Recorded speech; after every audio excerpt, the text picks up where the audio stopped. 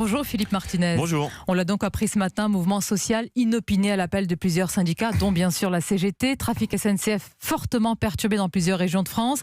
Des conducteurs de train, je le précise, qui ont fait valoir leur droit de retrait en raison de conditions de sécurité qu'ils jugent, je cite, catastrophiques. On va y revenir. Mais c'est un mouvement social évidemment qui n'était pas prévu.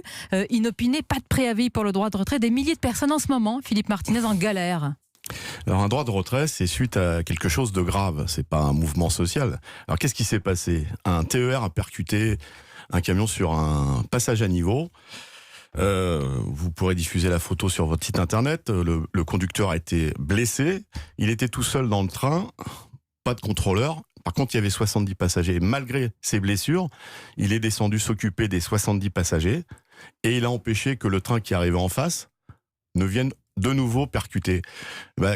C'est la mise en avant des conditions de travail des agents de la SNCF, des conséquences des suppressions d'emplois. Et donc le droit de retrait, c'est un droit, des travailleurs pour dire attention, il se passe quelque chose de grave. Et on ne peut que déplorer de telles évidemment conditions de sécurité. D'abord évidemment pour les voyageurs. Cet agent qui, malgré ses blessures... Philippe Martinez, mais que dites-vous quand même à ces milliers de voyageurs qui expriment leur colère en ce moment même, leur exaspération, ils n'en peuvent plus? Mais si on leur explique bien ce que je viens de vous expliquer... Vous croyez qu'ils sont encore réceptifs en ce moment même à cela?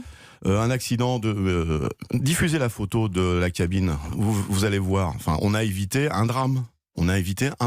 Parce qu'il y a un conducteur consciencieux, attaché au service public ferroviaire, qui a bossé. Mais on ne peut pas continuer comme ça. Mais justement, on n'aurait pas pu éviter ce droit de retrait avec des discussions avec la SNCF. J'imagine que vous les avez engagés. Mais vous savez, il y a eu un conflit l'année dernière.